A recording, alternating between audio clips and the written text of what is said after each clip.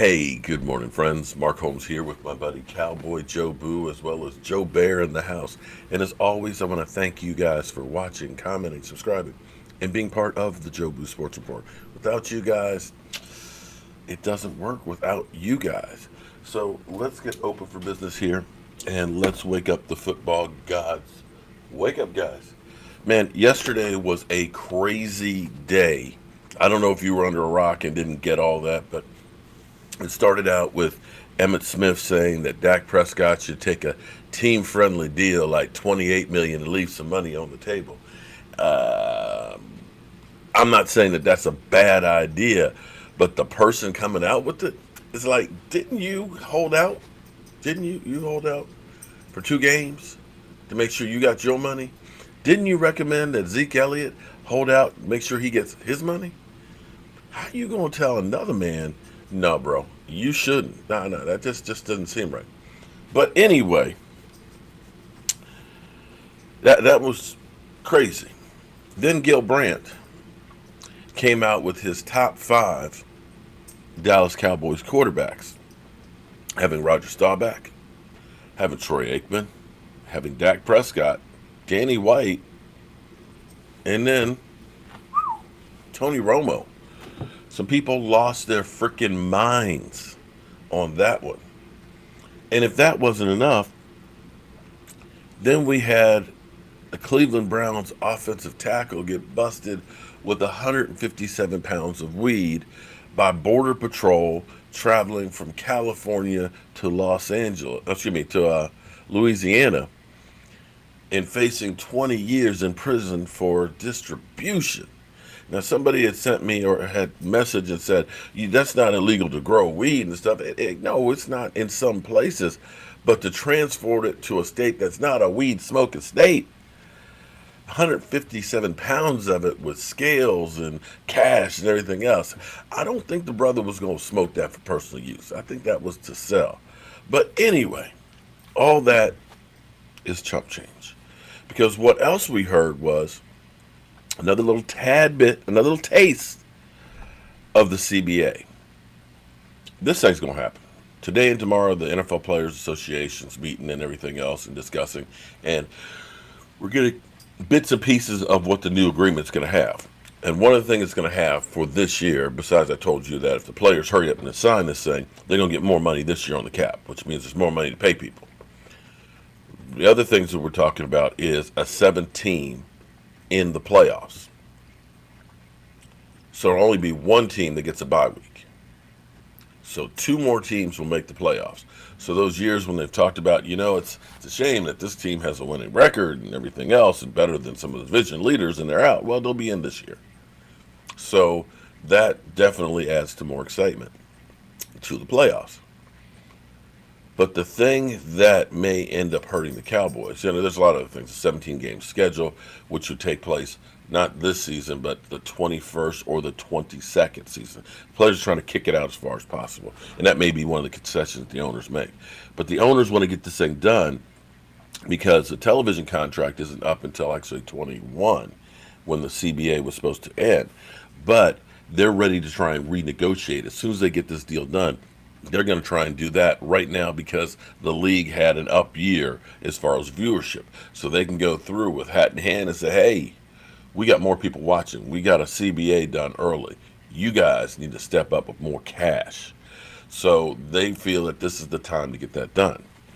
Now, what it hurts is now we'll have more money on the cap this year to be able to pay Dak and some of the other people. But here's the problem. There now is a sense of urgency if this does pass. Because what happens is the interim rules will be that you only get one tag. If it doesn't pass before the league year, then you can use the transition tag and the franchise tag. So hypothetically, you could tag Dak and Amari. In which case, because a lot of people are like, make Dak prove it another year. And I say that's ridiculous because now you're locking up $33 million hard on the cap, which means you have less money to put more people around them. Whereas you put the long-term deal on them, you'll actually have more cap space because you can prorate the money. Basically, save yourself about $8-10 million on the cap for this year and have it to be able to use it on other players. Ideally, then you take the franchise tag on Amari Cooper, and then you could use the transition tag on Byron Jones. But the problem is you may only have one. And if you don't get the Dak or the Amari deal done, the other one is a free agent, and there's nothing you can do about it.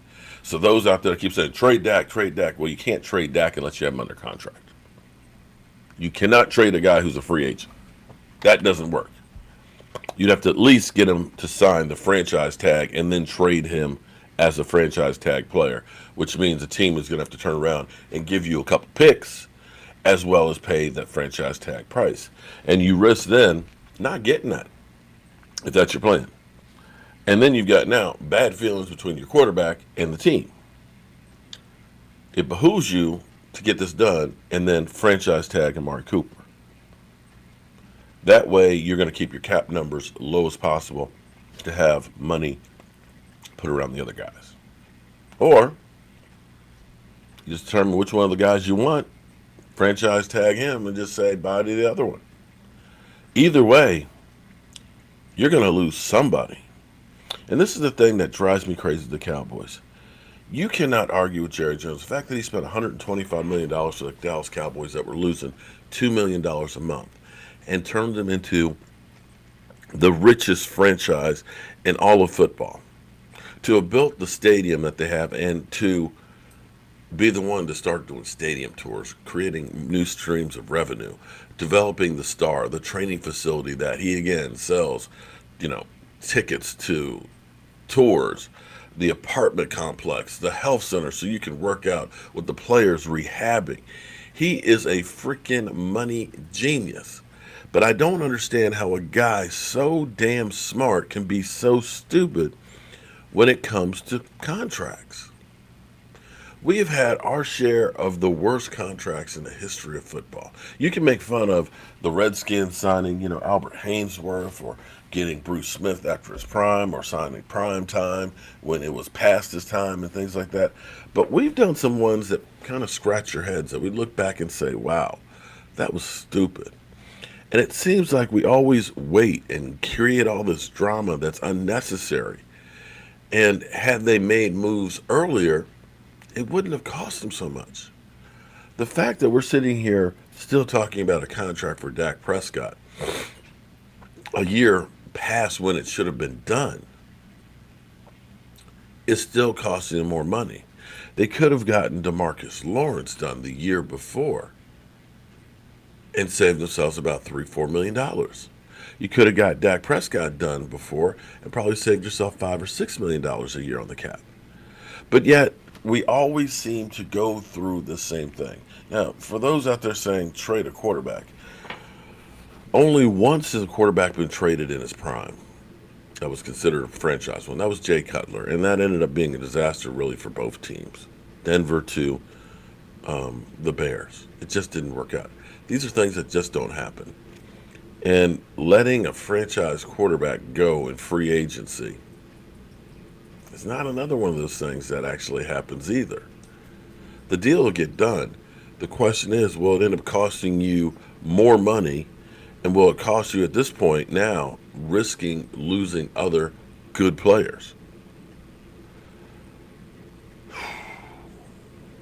Dallas Cowboys have basically until March 10th. That's the clock.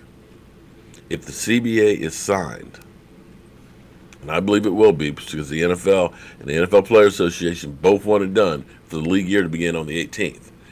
The 10th is the last day to designate the franchise tag. If you don't have Dak's deal done by then you lose either Dak or you lose Amari. But you won't be able to do both with a tag. It's going to get real interesting over the next 2 weeks. Next week, we have the Combine and the beginning of the franchise tag on the 25th. Hold on to your hats, guys. It's going to be a bumpy ride. I wonder what today's going to hold in Dallas Cowboy land. I'll see you guys soon.